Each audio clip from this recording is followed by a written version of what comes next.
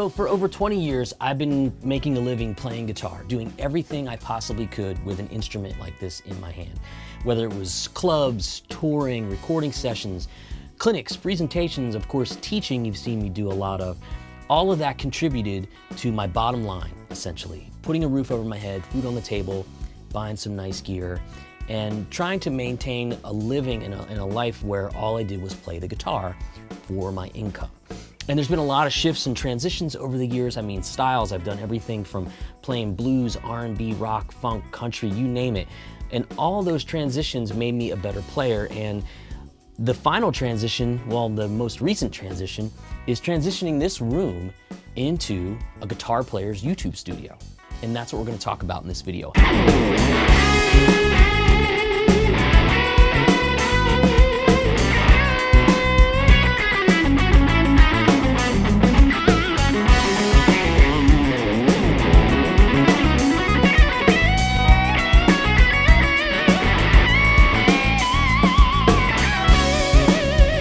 I'll make the track that I'm playing over available to you guys for free. Check the link below in the description. You'll also find a 40% off link for my new course, Major Pentatonics Unlocked. It's a fun course that really gets you utilizing the major pentatonic scale. I'll have a lot of gear links in the description below too, and those are affiliate links that go to Sweetwater. And if you decide to purchase one of these items we're talking about, or anything really, using a link like that, it helps the channel with a little bit of a commission. So thanks in advance if you do that. So I had tons of videos out there through TrueFire and with other companies and other demos, but I wasn't taking it seriously and doing it myself in my place and using my own channel as the platform for it. So all the videos you've seen up to this point have actually been in this room. It looks a little different now than the videos you've seen. And that's part of the transformation, not only physically, but mentally I had to make and say, this is a huge part of your day job now, is to play guitar on the internet. And so many of my friends and colleagues and peers are miles ahead of me. But I said, take the leap, convert this room into a full-on YouTube studio. And we're gonna talk about how I transformed this room into my new guitar playing YouTube studio.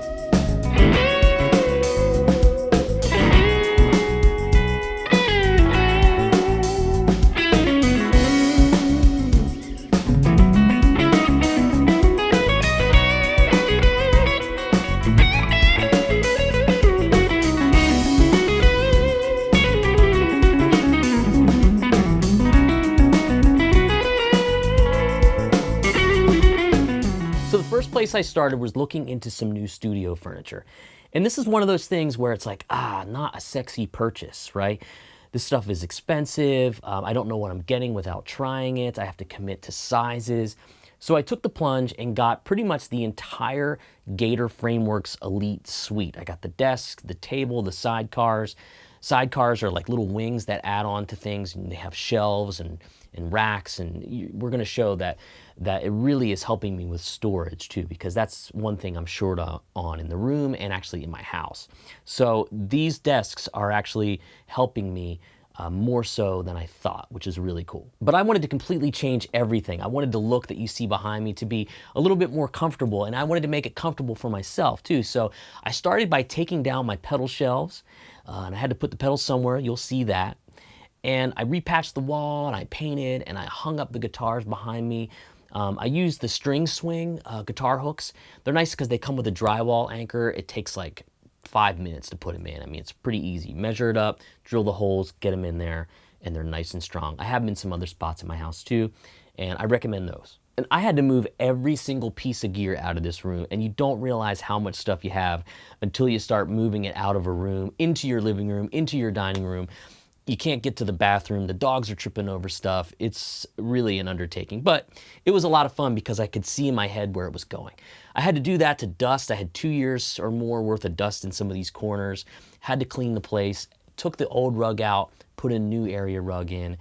It's a lot hipper looking, and I'm just enjoying the way it's turning out. So everything's out, rug is down, time to start bringing in the furniture and building it. Now, I built some of it in my living room, and I highly recommend that you build it in the room that you're going to put it in, because I had to take the legs off and then bring the desk in, put the legs back on. I wasn't thinking straight. So I brought all that stuff in and slowly started piecing it together. I had to take old pieces from a rack and put it into the new desk. So it all sort of started coming together. So I even managed to squeeze a sofa in this room, and this is just a little love seat I got from Wayfair.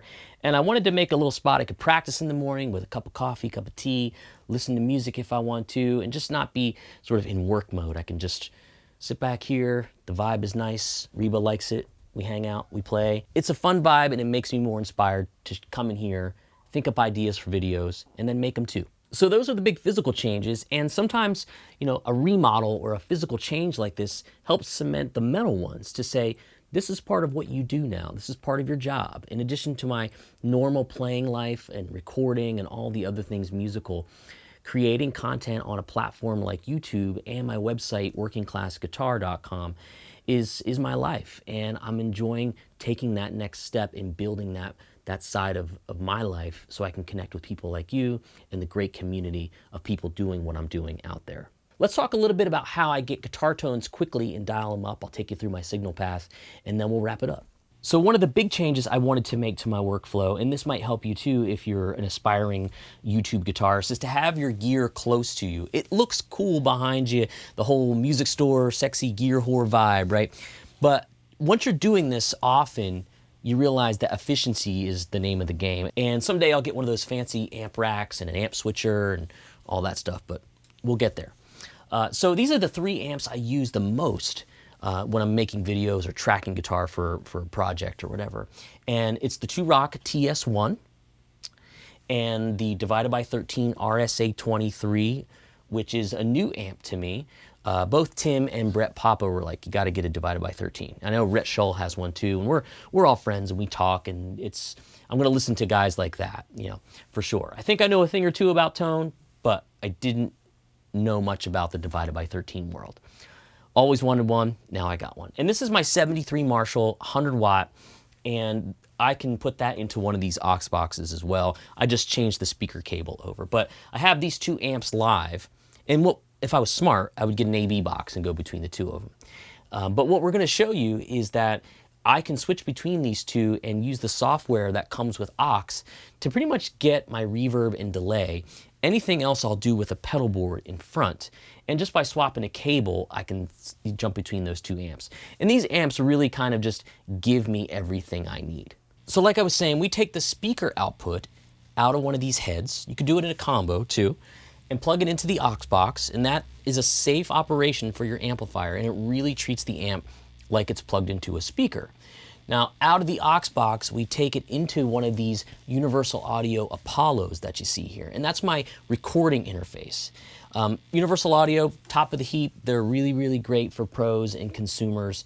There's other stuff out there, but the UA family has just been great to me, and this stuff is great. It just sounds pro, and I love using it, and they're great people. But what you're gonna see on the screen is the aux app, and I could demo this once a week and people would still be asking about it just because it's so fun. And what you're seeing here is a simulation of a speaker cabinet, microphones, and then a whole bunch of other stuff too. I can add EQ, I can add compression, delay, and reverb. And what's special about this is that the effects happen in post, almost as if it's going into an effects return, send and return of an amplifier. And this is, or an aux send in a console. And this is more how sort of records were made and guitar sounds off of our favorite records were made. So if I turn my Strat up, I'm in the D13 here. We'll get a little 60 cycle buzz.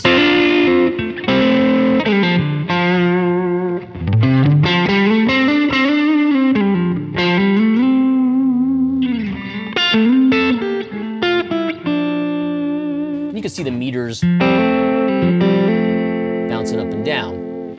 Now if I wanted to add some more verb, I can make it wetter.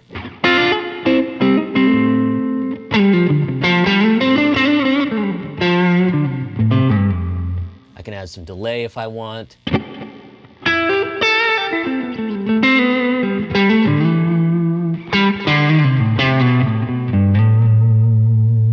Yeah, so that's how I get a large part of my guitar sounds. It all starts there, and you can hear with this amp, I don't even need a drive pedal, right? Which is really great. It's pretty cranked. I mean, this amp would be blowing me away if it was in a live cabinet.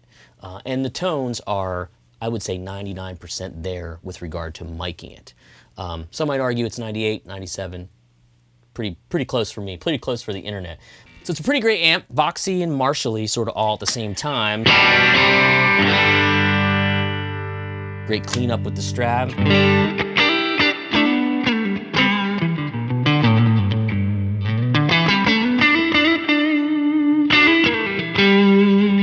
It can get really gnarly.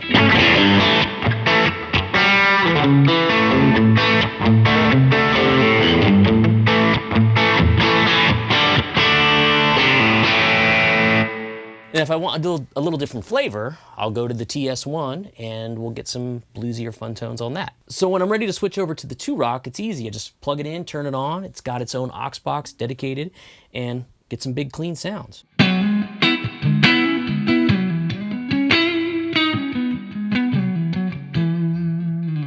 And I can dirty it up a little bit. I can throw the lead channel on, and this is a different kind of circuit, very Dumble-esque, where the knobs are cascading, the tone is going into one another. So this knob, all these knobs affect my overall output, my gain control, my EQs.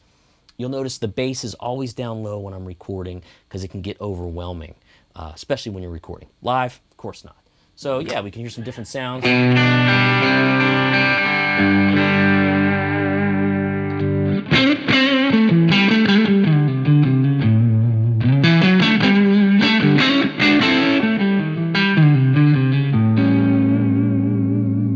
So I got plenty of tones at my fingertips, plus I have the Marshall, and that's kind of all I need. I got a Princeton, I got the PRS HDRX20, so I got amps for sure. I can get the job done. But between that and the aux box, and you can even see in this image here that I changed the amp, I changed the cabinet. It's a 412 cabinet, different miking. I just do what sounds best for the particular amp.